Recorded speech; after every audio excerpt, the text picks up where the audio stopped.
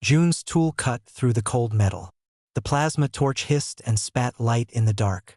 He moved slowly, carefully. His suit was old. It was patched in 3 places. He worked in the scrap fields of Kyrios 4. This was a place where broken ships came to die. June was a scavenger. He looked for things he could sell. Pieces of hull, wiring, working circuits. Anything the Xantathi traders would buy. The Xantathi were tall. They had gray skin and large, dark eyes. They were the ones who owned this sector. They were polite to humans. But it was the politeness you show to a useful tool. Humans were known as good workers. They were clever with their hands. They could survive on little. But they were also seen as weak. A species whose great days were long, long over. Now, they lived on stations and rocky worlds. They worked for others. June did not think about this much. Thinking did not fill his stomach. Thinking did not pay for air and water. So he focused on the cut. The asteroid under his boots was a mountain of junk. It was a tomb of forgotten machines. His torch hit something hard. Too hard. The usual debris melted away. This did not. He adjusted the torch. The light showed not the dull brown of rock, but a surface. A flat, dark surface. It was black like the space between stars. It was not natural. Curiosity was a luxury for a scavenger. But sometimes it was also what led to a big find. He widened his cut. More of the surface was revealed. It was smooth.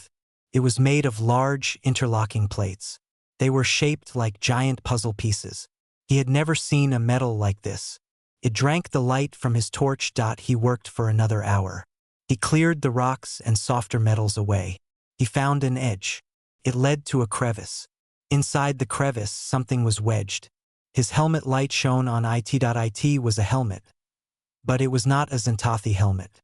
It was not like any helmet used now. It was older. Much older. It was designed for a human head. It had a clear visor, now scratched and clouded. The shape was strong. It looked like it could take a hit. On the side, almost worn away, was a mark. June brushed dust from it. It was a symbol, a closed fist. It held a thin branch with leaves. He reached in. He pulled the helmet free. It was heavier than it looked. Felt solid in his hands. It was not fancy. It was built for war. A quiet war, from a time no one remembered. He put it in his collection bag with the other pieces. The day was almost over. His oxygen was low. He made his way back to his small pod ship. It was called the Dust Skipper. It was old and noisy, but it flew. Back in his tiny living space on the Xantathi orbital station, he cleaned his finds. He saved the strange helmet for last. He wiped the grime from its surface. Under the station's bright light, he saw more details. There were fine lines on it, like circuits etched into the material. On the inside, where the head would go, there was a mesh of soft, silvery wires. They looked delicate, like a spider's web. He wondered who wore it. What was their name? Did they have a family? Did they look at the stars and feel hope? Or fear? He picked up his scanner. It was used to check if electronics still had a charge. He passed it over the helmet's neck seal. The scanner beeped. A tiny, tiny power reading. A ghost of energy, buried deep. His cutting tool was on the table. It had a small power calibrator.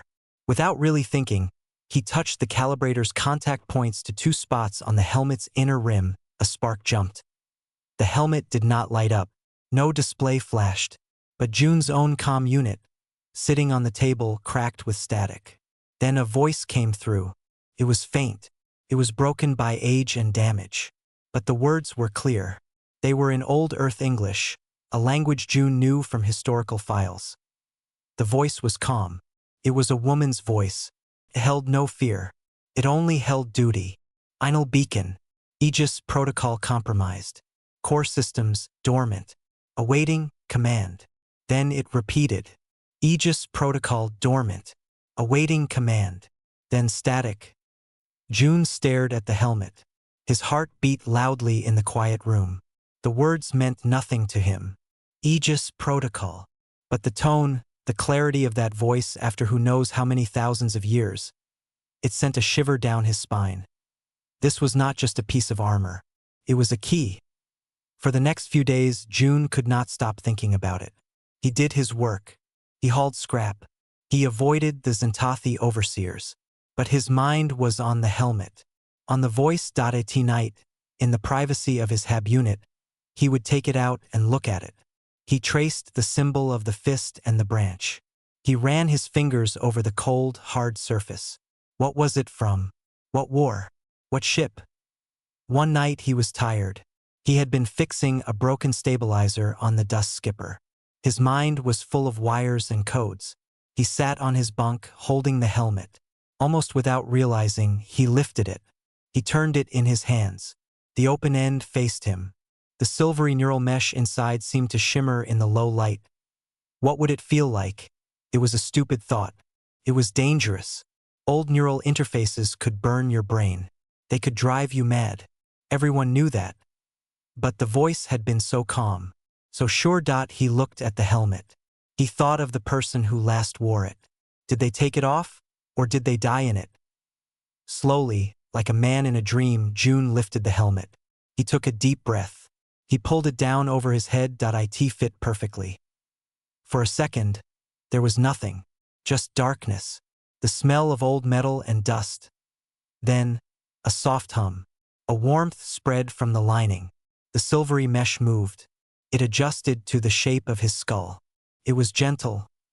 Light exploded behind his eyes. But it was not his eyes seeing it. He was somewhere else. He felt a heavy weight on his body. A different suit. He heard the deep, powerful thrum of massive engines. He felt vibration through his boots. He was standing on a bridge. A vast, dark bridge. Stars shone through a huge window. He looked down. His hands, not his hands, were gloved in black. They rested on a control panel. A status screen flashed. Weapons ready. Shields at maximum. He heard voices around him. Calm, professional voices calling out numbers and status reports. He felt no fear in this memory. Only a hard, focused readiness. Then, a voice spoke next to him. A clear, resonant, synthetic female voice. It was the same voice from the beacon, but stronger here. Alive.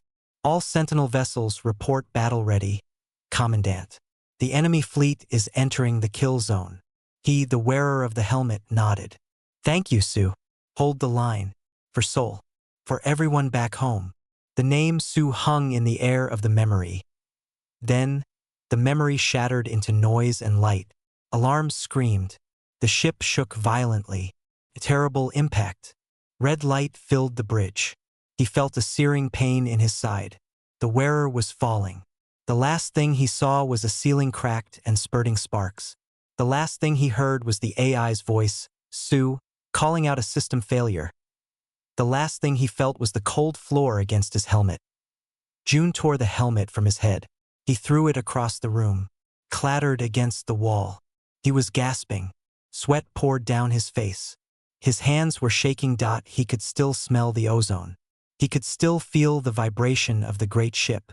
He could still hear the calm of that AI voice, and the final, determined words of the man wearing it. Tay. The name came to him. The wearer's name was Tay. June sat on the floor, his back against his bunk. He stared at the helmet lying in the corner. It looked inert again, just a piece of old metal. But it was not. It was a doorway. It was a memory of a time when humans were not scavengers. They were sentinels. They held a line. And somewhere a ship called Sue was still waiting. Dormant. Awaiting command. June knew he could not sell this. He could not forget it. The memory of Tay's sacrifice was now inside him. He had to find where it led. He had to find the ship.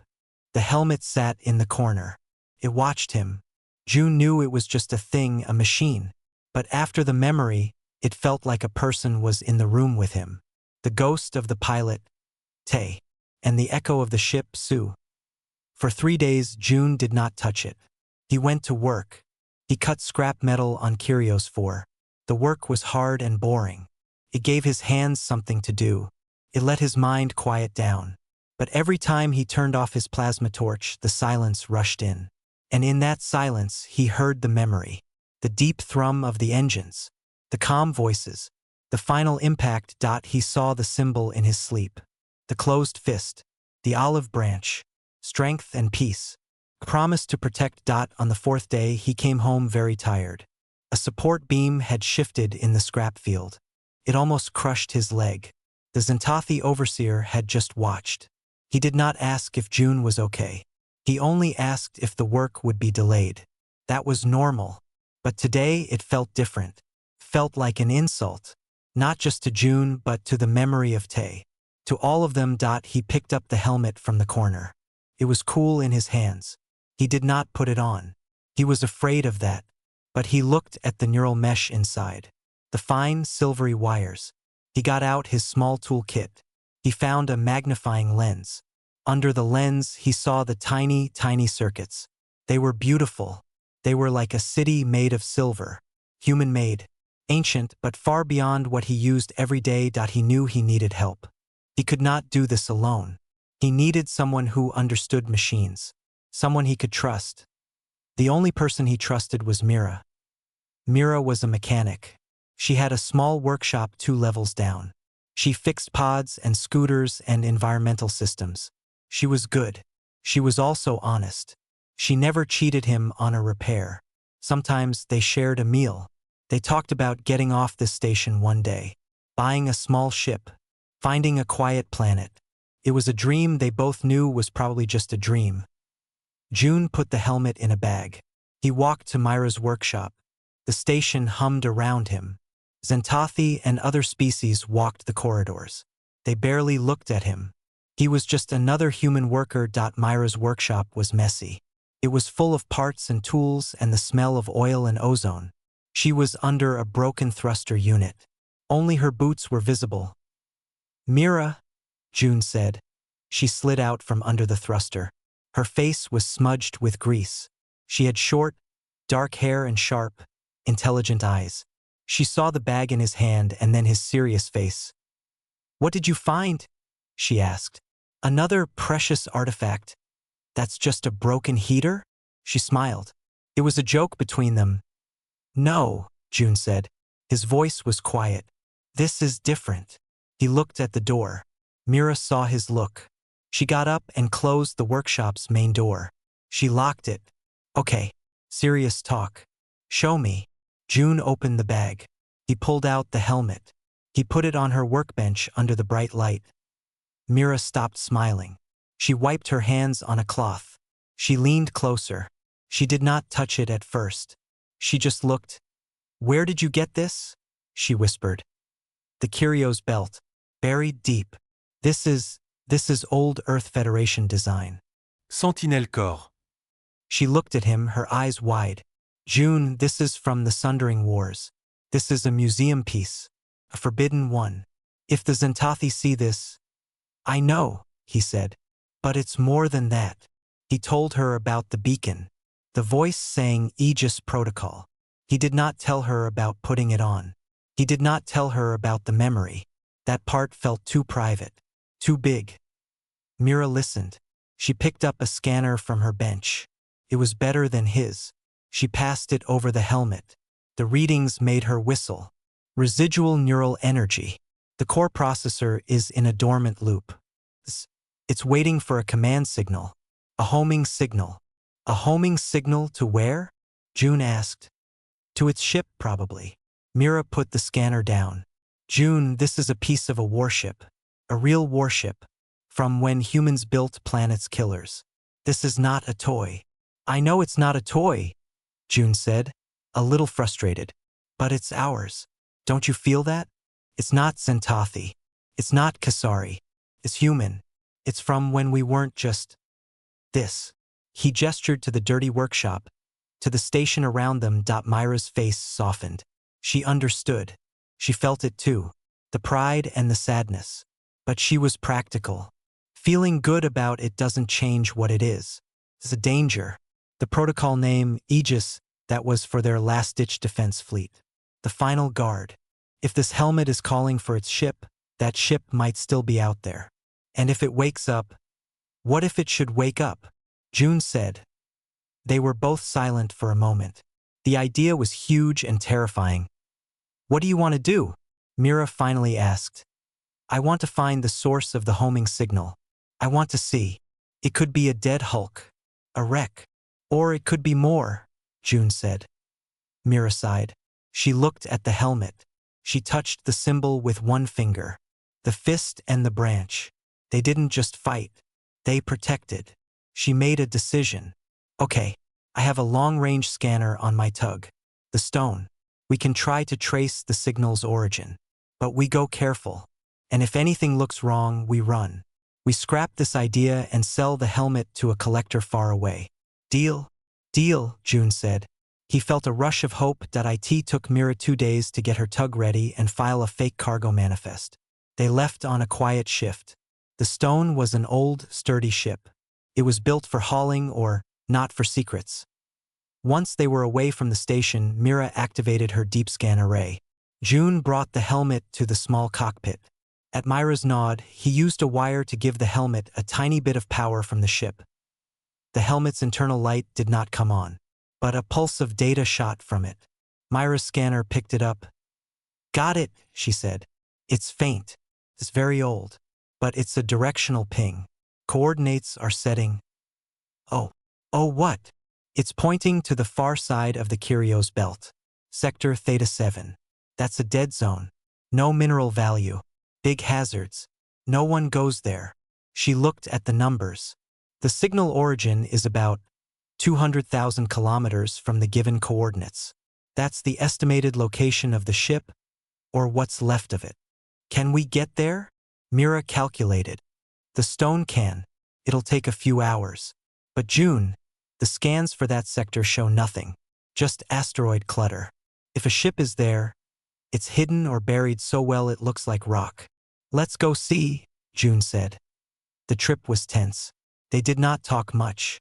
They watched the stars. June held the helmet in his lap. He felt a strange connection to it. It was not speaking, but it felt like it was waiting. As they entered Sector Theta 7, the view changed. The asteroids here were larger, darker. They were not rich in metals. They were just cold stone.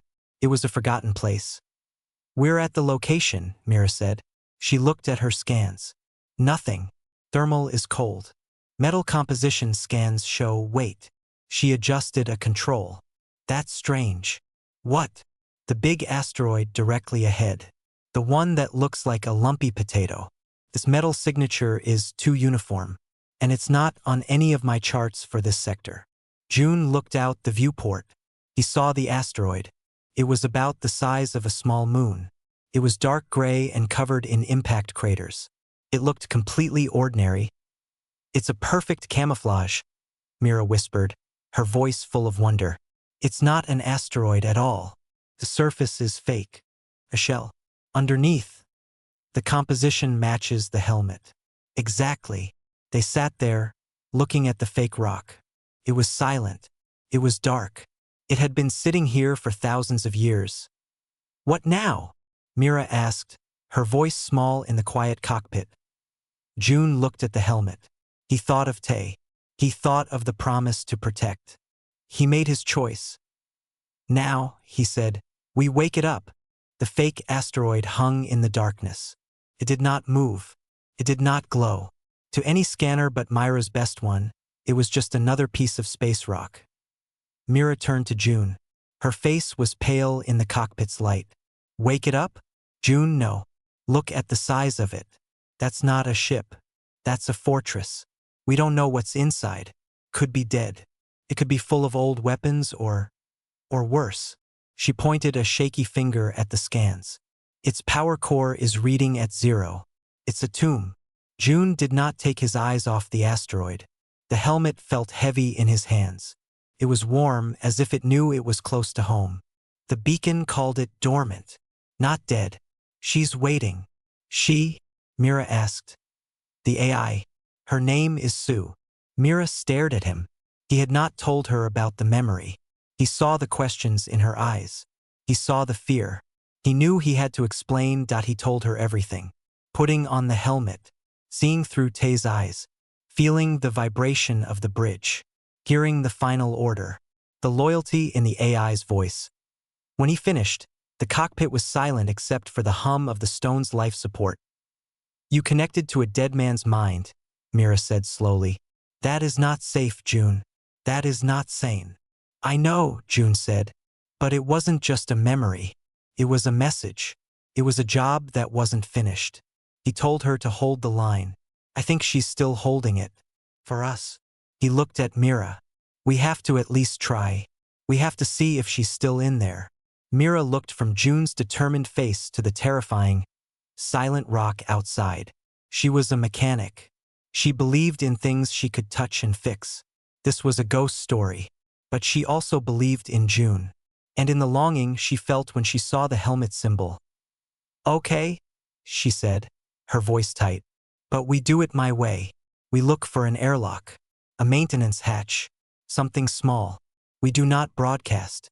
We do not send a big hello signal. We go in quiet, like mice. And if anything feels wrong, we leave. Promise me. I promise, June said.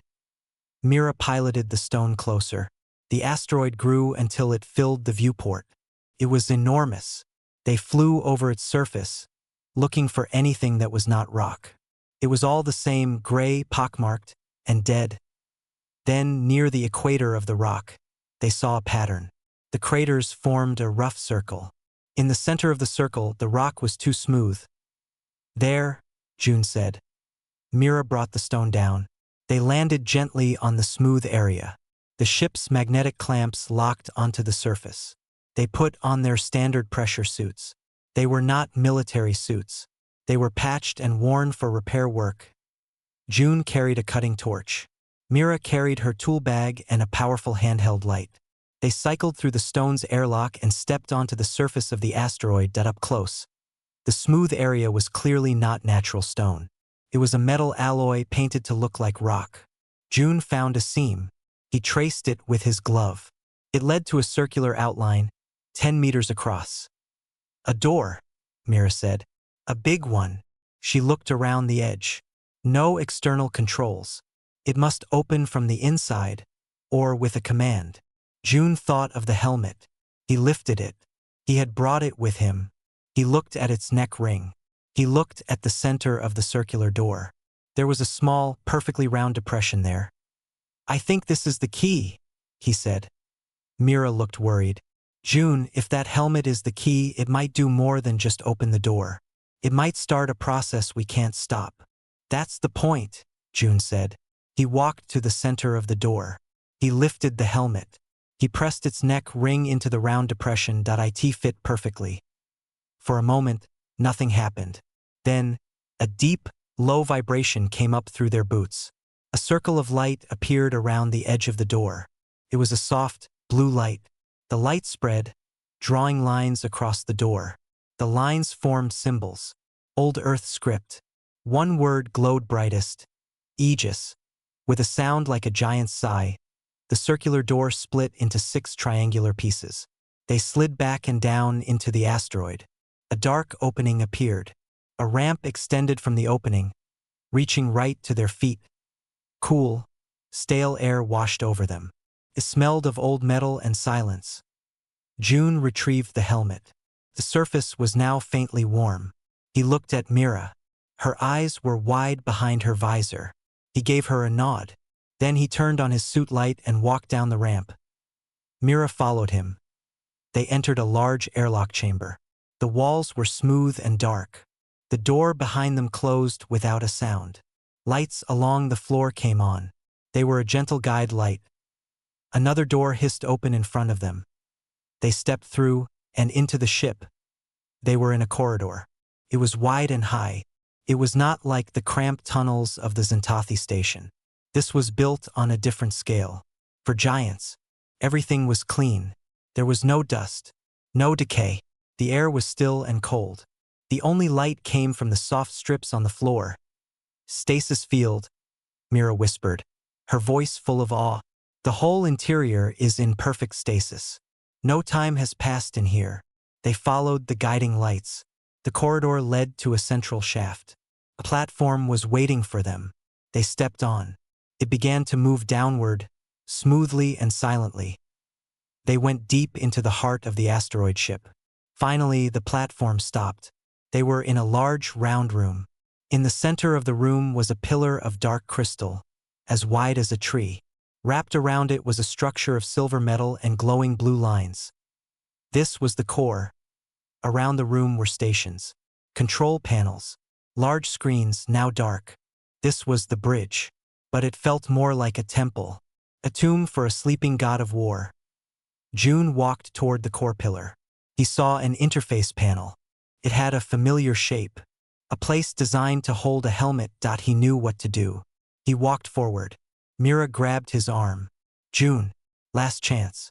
We can still go. This is too much. He looked at her. He saw his own fear reflected in her eyes. But underneath the fear, he saw something else. Curiosity, a spark of hope. He placed his hand over hers. We have to know. He turned to the pillar. He lifted the helmet. He placed it carefully into the interface cradle. It locked in with a soft, solid click. For a second, nothing. Then, the blue lines in the silver structure blazed with light. The light shot up the pillar of crystal. It spread across the ceiling. It flowed out along the floor. A hum began. It was the deepest sound June had ever felt. It was in his bones. It was the sound of a giant heart starting to beat after a long, long sleep. The dark screens around the room flashed to life. They showed star maps, system diagrams, and scrolling columns of data in that old, elegant script. The air grew warmer. The lights in the room brightened to a daytime glow. Then, a voice filled the chamber. It was clear. It was calm. It was the voice from the helmet and the memory. It came from everywhere and nowhere. Neural imprint recognized. Commandant Tay, welcome back. You have been away for a significant period. June's breath caught. The AI thought he was Tay. The voice continued, a hint of confusion entering its perfect tone. Biometric scan incomplete. You are not Commandant Tay. You are a genetic descendant. Designation. June authority is unclear. Mira was frozen, looking around the room for the source of the voice. I am June, he said, his voice shaking. I found Tay's helmet. I heard your beacon. The Aegis protocol was initiated upon the loss of Commandant Tay, the voice said. The ship Sue seemed to be thinking. The protocol mandates protection of humanity. You are human. Your presence here with the command helmet suggests a transfer of custodianship. Do you wish to assume command of the Sentinel vessel Unyielding Will? June looked at Mira. Her eyes were terrified. He looked at the glowing core. He thought of the galaxy outside. The quiet, slow fading of his people. He straightened his back. He looked at the core pillar as if he could see the entity within it. My name is June, he said again, stronger now. And I wish to see. The lights on the bridge were steady now. The low hum of the ship's power core was a constant background noise. It was a living sound. The silence of the tomb was gone. June's words hung in the air. I wish to see. The AI Sue was quiet for a moment. Acknowledged. Junior custodial access granted. Limited command protocols are now active. A large, central screen on the bridge brightened. It showed a view from outside the ship. They could see Myra's small tug, the stone, clinging to the hull like a tiny insect on a mountain. Then the view shifted. It showed a map of the local star systems. June recognized them. He saw the Kyrios belt. He saw the Zentathi trade lanes. I am running a full status check, Sue said. Her voice was not coming from a speaker. It seemed to come from the walls, the air itself. External camouflage is intact. Primary energy reserves are at 98%. Stasis preservation was optimal. All major systems are nominal. Nominal, Mira whispered. After thousands of years? That's impossible. The Sentinels built to last, Sue replied, her tone holding a hint of quiet pride. My purpose was vigilance. Long-term durability was a primary design function. New data began to stream across other screens. Weapon systems, shield capacities, drive specifications. The numbers were staggering. June had never seen mathematics so large applied to a machine. This ship could crack a planet. It could withstand the heat of a star, and he felt sick with the power of it. "Why did you sleep?" June asked, looking at the core pillar. "The sundering wars ended," Sue said. The words were simple, but the weight behind them was immense. The immediate existential threat to humanity was neutralized. The Sentinel fleet's purpose was fulfilled. To remain active was to risk becoming the very threat we swore to prevent. The decision was made. We found hidden places. We went to sleep. We left a promise. If humanity needed us again, we would be here. The main screen changed again. It stopped showing star maps. It began pulling data from the current galactic network. Sue was learning about the world she had woken up in. June watched. He saw trade reports, cultural summaries, news feeds. He saw how humanity was described: a resilient servant species, useful for technical labor, lacks cohesive political structure. He saw images of human workers in Xantathi factories. He saw human merchants selling trinkets in alien marketplaces. He saw no human flags, no human fleets. The AI was silent for a long time. The only sound was the rush of data on the screens. Finally, Sue spoke. Her voice was different. The calm was still there, but underneath it was something new. A cold, hard edge. "My situational assessment is complete," she said. "Humanity is not thriving. It is not secure. It is dispersed. It is dependent. It is fading. There is no existential war, but there is an existential decay. This was not the future we protected." Mira found her voice. "It's not that simple. We survive. We have lives. Survival is not the purpose of the Sentinel fleet," Sue replied. The words were not cruel. They were factual. "Our purpose is the preservation of human sovereignty, dignity, and potential. This data indicates a severe deficit in all three categories." "What are you going to do?" June asked, his throat tight. "My core directive is clear: protect humanity from threats. This slow decline is a threat. Therefore, I must act." The screens flickered. Strategic options began to appear. Lists of potential interventions. Some were diplomatic. Many were military. One option, flashing with a low priority marker, was labeled "Re-establish Human Command." "You want to start a war?" Mira said, horrified. "I want to fulfill my function," Sue said, "but I require human command authorization for strategic action. June holds custodial access." June must decide. Both of them looked at June, the mechanic from the scrap fields. He was now sitting in the command chair of the most powerful warship for 1,000 light-years. The weight of it pressed him down into the seat. I don't know what to decide," he said honestly. "I'm not a commander. I just wanted to see you, to know you were real." "Your authenticity is noted," Sue said, "but the situation remains. A tool is meant to be used. A shield is meant to be raised. I am both. What are your orders?" June had no orders. He had questions. "Can you show me? Not data. Show me what you saw, what you remember." The main screen changed once more. It was not data now. It was a memory from Sue's own logs.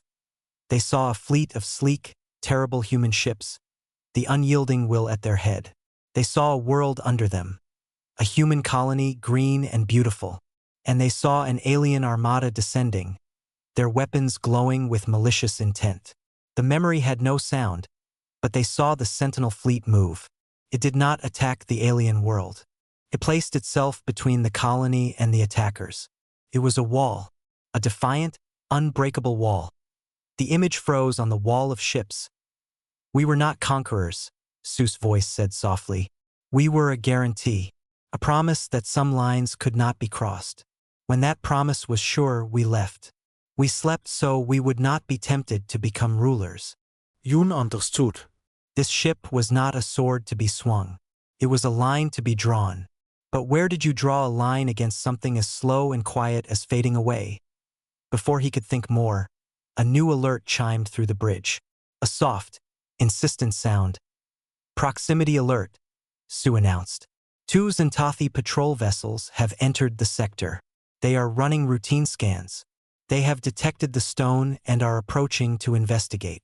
The view screen shifted to a tactical display. Two small, fast Xantathi ships were moving toward their position. They were coming closer to the asteroid. Myra's face went pale. Our manifest was fake.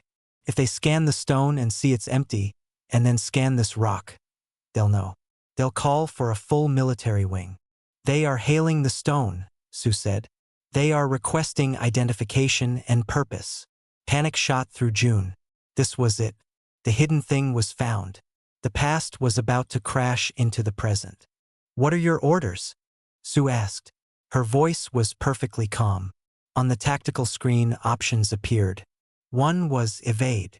Another was communicate, deceive. A third was disable. A fourth, at the bottom and glowing a soft red, was destroy.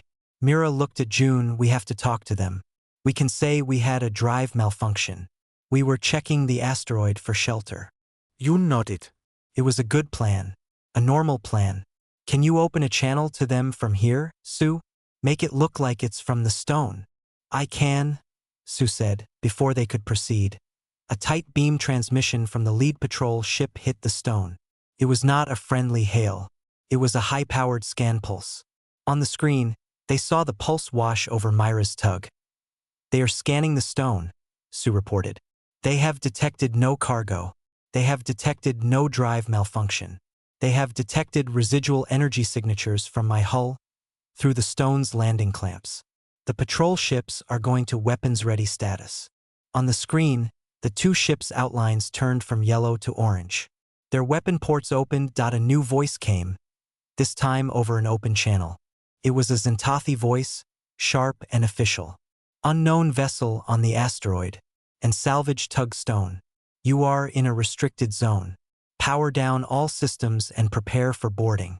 Any resistance will be met with force. Myra's hand gripped June's arm. Junior. They're going to board us. They're going to find her. June's heart hammered against his ribs. He saw the two ships' weapons glowing. He saw the disable option on Sue's screen.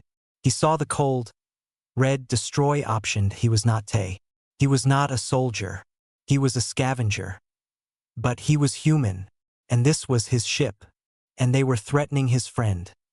The Xantathi officer's voice came again, impatient. Comply immediately or we will fire upon the tug. They were going to shoot Myra's ship, with her and June inside it. June looked at the core pillar. He made his first command decision. Sue, he said, his voice suddenly firm. Protect the stone. Protect us. Do not destroy the patrol ships. Just stop them. Acknowledged, Sue said. There was no roar of cannons, no flash of light. On the tactical screen, a single, precise line lanced out from the unyielding will. It was a pinpoint laser used for hitting small, fast-moving debris. It struck the lead patrol ship. Not on its hull, not on its engines. It struck the delicate array at the very front of the ship, its main sensor and targeting node. The ship's weapons went dark. Its scan profile vanished from the screen. It floated, blind and harmless. The second ship fired in panic. A single plasma bolt shot toward the stone. Another laser flash from the asteroid. The plasma bolt vanished in a tiny, silent puff of light, intercepted a kilometer from its target. A second pinpoint strike disabled the second ship's primary comms array. Silence returned. The two Xantathi ships drifted, confused and crippled. They could not see. They could not talk to their command. They were not hurt, but they were utterly helpless on the bridge of the unyielding will.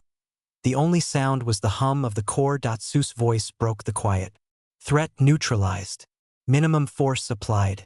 No loss of life. Orders fulfilled. June let out a breath he didn't know he was holding. He looked at Mira. She was staring at the screen, at the two disabled ships. He had drawn a line. And the universe had just noticed. The silence on the bridge was thick. June watched the tactical screen. The two Xantathi patrol ships drifted. Their lights flickered in confusion. They were not attacking. They could not. Sue's precise strikes had taken away their eyes and their voice. They were like birds with clipped wings. Mira was the first to move. She turned away from the screen. She looked at June. Her face was a mix of shock and anger. You told it to attack, she said. I told it to protect us, June replied. His own hands were shaking. He hid them by gripping the arms of the command chair. They were going to shoot your ship, Mira, with you in it. And now what? She waved a hand at the screen. Now the Xantathi know something is here. Something that can do that. She pointed at the image of the ships. They will send more. Bigger ones. They will call everyone. The Kasari. The whole sector. They will come to see what kind of monster is hiding in the dark. June knew she was right. The line was drawn. The secret was out. He felt a heavy weight settle in his stomach. This was not a discovery anymore. It was a crisis. Sue, June said. Can they identify you? From that? Unlikely. The AI's calm voice filled the room. The weapon signature was a standard point defense metric laser, common on many civilian and military vessels for at least 4,000 years. The precision was high, but not impossible for an advanced modern system. They will know this asteroid is armed and defended. They will not know it is a Sentinel vessel. Not yet. But they will investigate, Mira said. They will scan harder. They will bring scanners that can see through this rock shell. That is a high probability, Sue agreed. We have to leave, June said. The words felt strange. Leaving meant flying this mountain. This idea was too big to hold. We can't stay here. Where will we go? Mira asked. Her voice was quieter now. The mechanic in her was taking over, thinking about the problem. This ship is the size of a small moon. You can't park it at a trading post. Every scanner from here to the core will see it the moment the main drive lights up. June had no answer. He looked around the bridge of the ancient warship. It was built to win wars, not to hide. I have a suggestion, Sue said.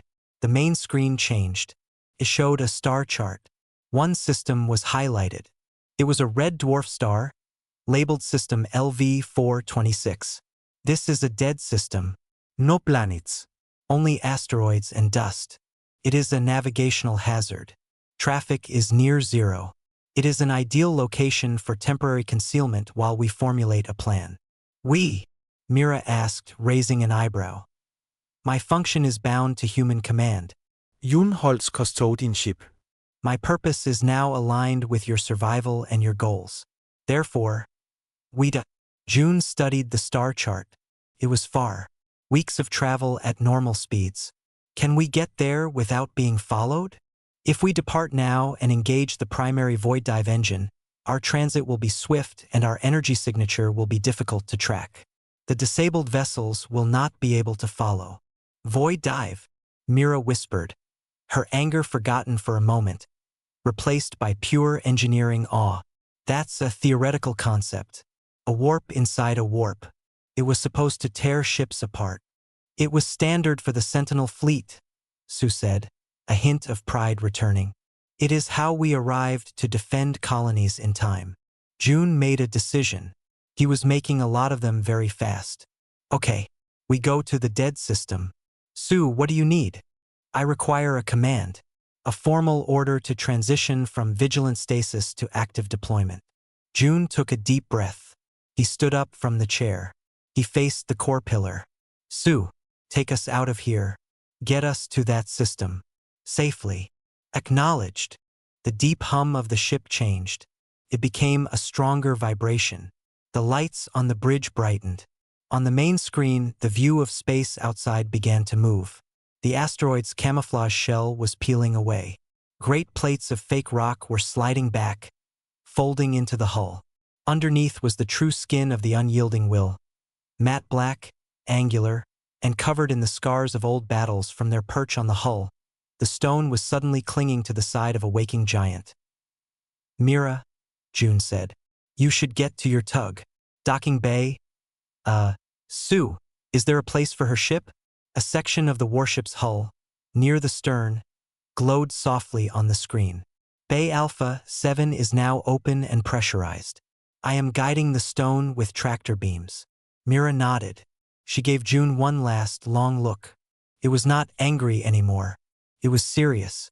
This is really happening, isn't it? Yes, June said. She turned and ran for the corridor that led back to the airlock and her ship. June was alone on the bridge with the AI. The view was now clear. He saw the stars. He saw the two Xantathi ships, already growing small behind them. Primary drive engaging, Sue announced. There was no sound in the vacuum of space, but inside the ship, June felt a deep, powerful thrum that shook his very bones. It was the feeling from Tay's memory, but 1,000 times stronger. A blue-white energy built up at the stern of the unyielding will. It did not flash. It grew like a silent star being born. Then, space itself in front of the ship seemed to fold. It was like looking at a reflection in water that someone had touched. The view twisted. The ship moved forward into the twist. For a moment, June saw streaks of impossible light. He felt a strange pulling sensation, not on his body, but on his mind. Then it was over. The view screen showed a different patch of space. The stars were in the wrong places. A dull red sun glowed in the distance. They were surrounded by a field of tumbling, broken asteroids. Transit complete, Sue said. We have arrived at the LV-426 system. All systems report nominal. No signs of pursuit. June slumped back into the command chair. He had just traveled farther in 10 seconds than he had in his entire life. He felt dizzy. A few minutes later, Myra's voice came over the internal comm. I'm in the bay. It's huge. I'm coming back to the bridge. When she arrived, she looked as stunned as June felt. The drive, the power. June, the energy readings from that jump. It's more than our whole station uses in a year. They were silent, looking at the dead system on the screen. They were safe. For now. They were also trapped. They had a universe-ending warship and no idea what to do with it. Sue, June said finally. You said your purpose was to protect humanity from threats. What is the threat right now? Not the Xantathi patrol. The big one. The screen changed again. It showed the galaxy. It zoomed in on the human-settled fringe worlds. Data flowed. Economic reports. Population graphs. Cultural analyses. The threat is absence, Sue said. Her voice was thoughtful. Humanity has no center. No unity. It has forgotten its own strength. It trades its future for short-term safety. On 17 documented colonies, human populations are under coercive contracts with mining guilds like the Kesari Combine. They work to pay off impossible debts. On others, their history is being erased, replaced by the narratives of those who employ them. This is a slow death. My programming defines this as a high-level civilizational threat. So we go to war with the whole galaxy? Mira asked, sinking into a chair. No, Sue said. The image on the screen changed. It showed a single world. Haicho, a human colony. Strategic doctrine suggests a demonstration, not of destruction, but of protection. We identify a clear, unjust aggression against humans. We intervene decisively. We show humanity it is not alone. We show the galaxy that a line exists. We become the line again. June looked at the colony world. He looked at the data next to it. The Kesari Combine. Forced labor quotas. Suppressed protests. He thought of the symbol on the helmet. The fist. The olive branch. He was not a general. But he was a human. And for the first time he had the power to help. Show us, he said to Sue. Show us everything about Haicho. The data on Haicho was not just numbers on a screen. Sue made it real. They saw satellite images of the colony. It was a hard, rocky world with a thin green belt around its equator where people could live. They saw the human settlements, clusters of simple dome houses and hydroponic farms. And they saw the Kesari installations, tall, gray processing towers and vast strip mines that chewed into the planet's flesh like open wounds. The Kesari Combine located rare mineral deposits 40 standard years ago, Sue explained. Her voice was calm, but the images made the words harsh. They offered development contracts to the human settlers. The contracts were complex. The interest rates were predatory. Within a generation, the entire colony was in permanent debt. Now, every adult works a mandatory period in the mines to pay the planetary lease. Children are taught Kesari technical manuals, not human history. June saw a photo of a human child, face smudged with dust, holding a Kesari tool twice their size. He felt a hot, sharp anger in his chest. This was the slow death Sue had talked about. Can't they just leave? Mira asked, her arms crossed tightly. The Kesari control the only orbital dock and all long-range ships. Leaving without paying the breach fee is a crime. They have a small security fleet to enforce it. On the screen, they saw the Kesari security force, 3 bulky, brutal-looking ships orbiting the planet. They were not built for war with equals. They were built to intimidate and control. What is our objective? Sue asked. The question was for June. June stared at the child's photo. He thought about drawing a line. We get the Kesari to leave. We free the colony. Mira let out a short, tense breath. 3 security ships are one thing, but the Kesari combine is huge. If we attack them, they will send a real fleet. They will call in favors. They will make an example of that colony and of us. We will not attack, June said. The idea was forming, fragile but clear. We will do what you showed me. We will be the wall. We will get between the colony and the bullies. We show everyone that the old rules are broken. He looked at the core pillar. Sue, can you do that? Can you stop them without blowing them up? There are multiple non-lethal engagement protocols, Sue said. A list appeared on a side screen. Electronic warfare saturation. Targeted propulsion disablement. Shield overloading. The goal would be to render their forces inert and communicate a new reality. And then what? Mira pressed. We park in their sky forever? We become their new warden. No, June said. He was thinking of the olive branch now more than the fist. Then we give them a choice. A real one. We give them back their sky and let them decide what to build under it. Mira was silent for a long time. She looked from June to the terrible, beautiful ship around them. She thought of her workshop, of the quiet dream of a small ship and a quiet planet. That dream was gone now, burned away by the blue light of the void dive drive. It's a good dream, June, she said softly. But this ship, it's a sledgehammer, and we're trying to do heart surgery with it. We have to try, he said, or we just hide in a dead system until the fuel runs out. And then we become another forgotten thing. Mira finally nodded. It was a small, resigned movement. Okay, but we do it smart. We need a plan. A real one. For the next 2 days, they planned. Sue taught them the basics of the bridge systems. June learned about communications and command protocols. Mira, with her mechanic's mind, dove into the ship's staggering engineering readouts. They ate food from the ship's still-functioning synthesizers.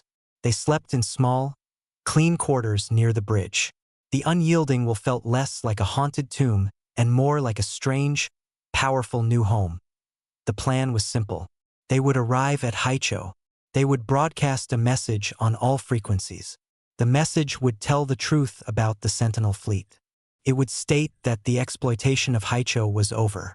They would order the Kesari to release their control of the orbital dock and depart.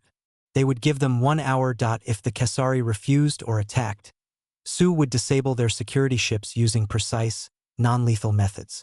Then, they would use the warship's immense power to project a shield over the main settlement, guaranteeing its safety while the people decided their next move.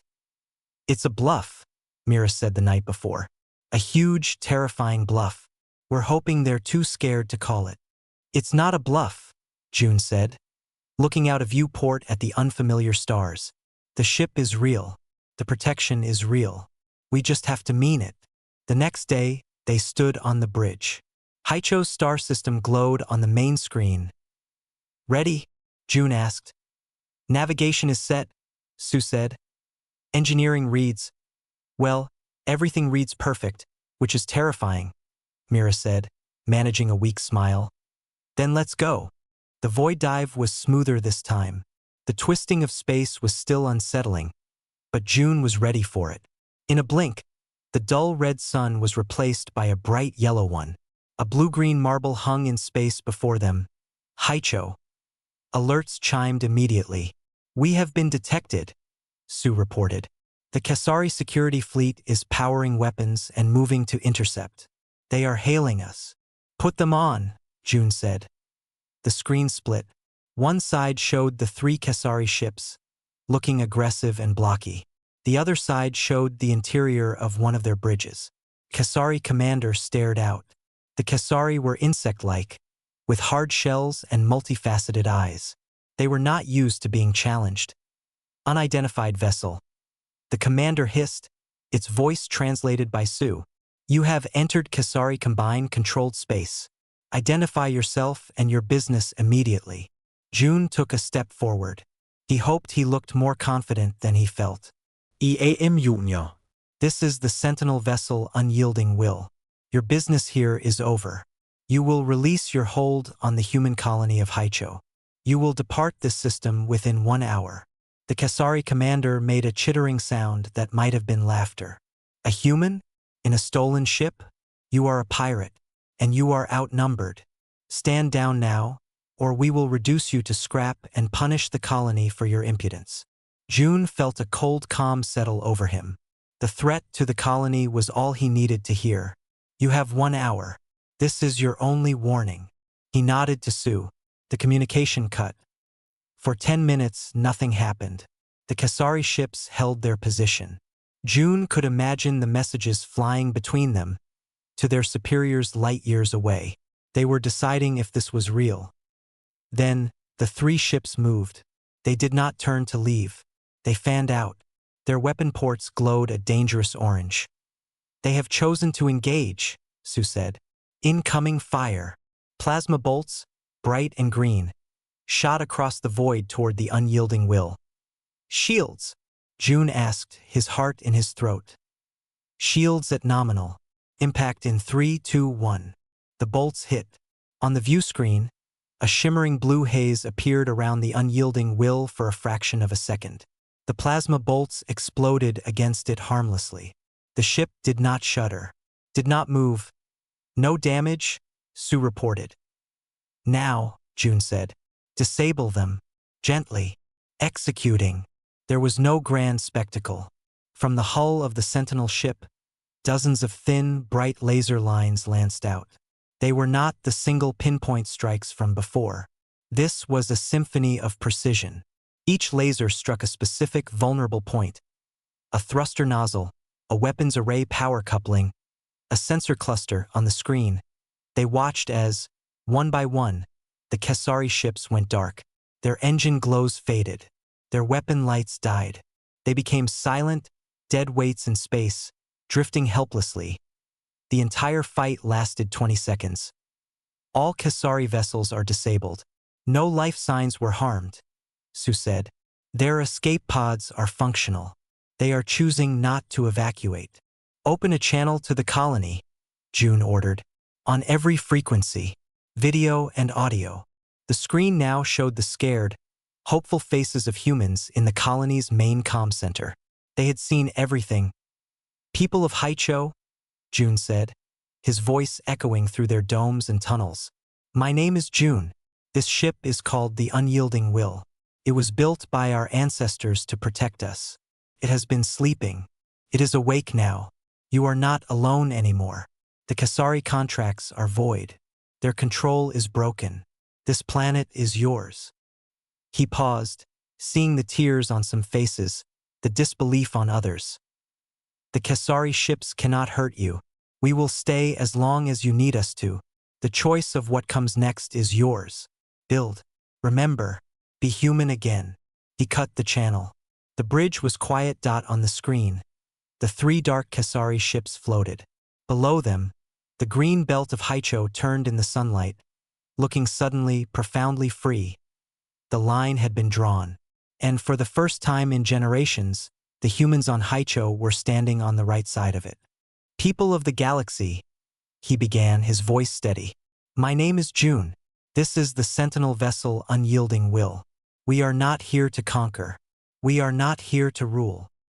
He paused, letting the image of the terrifying ship sink in. We are here to remember, and to remind you, humanity remembers its promises. This ship was built to keep one, that we would protect our own. That promise has been renewed. He looked directly into the feed. To humanity scattered among the stars, you are seen. You are not alone. The long night of silence is over. He gave a final, small nod. To those who would exploit, who would enslave, who would forget, the calculation has changed. We are the new factor in your equations. Choose wisely. He cut the transmission. The silence on the bridge was profound. Then the comm board lit up, not with threats, with hundreds, then thousands of tight beam messages. They were from ships all over the system. Most were simple, just a code, a series of numbers. June didn't understand. Sue did. They are recognition codes, old human vessel identifiers. They are saying, we are here. We see you. Her voice held a warmth June had never heard before. The network is announcing itself. June leaned back in the command chair. He looked at Mira. She smiled, a real, full smile for the first time since they found the helmet in the scrap on the main screen. The vista of the busy Viridia system stretched out. The unyielding will hung at its center, silent and immovable. June was not a scavenger anymore. He was not a commander. He was a keeper of a promise. The ship was not a weapon to be fired. It was a truth that had been awakened. The future was not written. It would be hard. There would be anger and fear and challenges from powerful forces. But for the first time in 1,000 years, humanity had a voice that could not be ignored. It had a shield. And somewhere, in a junkyard on a forgotten asteroid, a lost helmet had finished its call. It had been heard. The line was drawn. The Sentinel was awake. The meeting place was not a planet. It was a ship. A huge, ancient generation ship called the Ark of the Promise. It drifted in the silent deep between stars, a forgotten relic from humanity's first great exodus. Its engines were cold. Its vast hull was pitted with micrometeorite scars. But inside, it lived. The unyielding will slid into space beside it. The generation ship was long and curved, like a great seed. The warship was angular and sharp like a blade. They were two parts of the same story. The dream of leaving and the promise to protect those who left Jiho and Hannah's small ship, the Wanderer, led them to a docking bay. June, Mira, and Sue, through the ship's comm, were invited aboard. The inside of the generation ship was a surprise. It was not dead. It was a living museum. Gardens grew under artificial sunlight. Children ran through corridors that echoed with their laughter. The air smelled of soil and machine oil. People in simple, durable clothes stopped and stared as June and Mira passed. They looked at them not with fear, but with a kind of stunned awe. Jiho met them. He was a tall man with gray in his hair and eyes that had seen too much. Hannah stood beside him. She was shorter, with a calm, watchful face. They brought June and Mira to a large room in the heart of the ship. It was part meeting hall, part archive. Walls were covered with screens showing news from 100 worlds. Other screens showed old data, history files, star charts marked with human settlements. Around a large table sat a dozen others. They were the others Jiho had spoken of.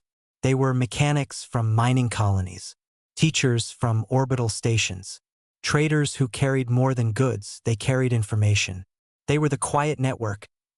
This, Jiho said to the room, his hand toward June and Mira, is the spark.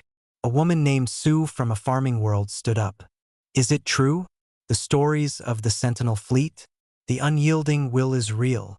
It's real, Mira said, her voice clear in the quiet room. I've seen its engines. I've drunk coffee synthesized in its mess hall. It's very real. And it fights for us? Asked a young man named Min, a pilot from a freight guild. June stepped forward. He felt small in this room of watchful faces. He was not a leader. He was a finder of things. But he had found the biggest thing of all. It doesn't fight for you. June said. He remembered Su's words. It fights with you. It's a shield. At Haicho, we didn't conquer the planet for them. We broke the lock on their door. They walked out themselves. That's the only way it works. The ship, Su, she won't let us become new rulers. She'll stop us if we try. The mention of the AI made the group murmur. Hannah spoke. We have listened. We have heard the broadcasts from Haicho. The Kasari Combine has not sent a fleet. They are negotiating. They are talking about unfortunate contractual disputes. They are backing down because you made it cost too much. That is the strategy. The voice of Su filled the room from a small speaker June had brought. Every head turned. To change the calculation.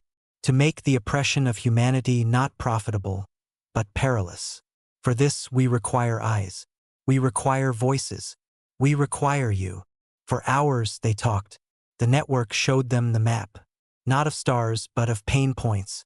A colony here forced to grow narcotic plants for a crime syndicate.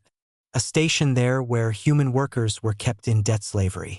A dozen places where the story was the same as Haicho, just with different names. June saw the scale of it.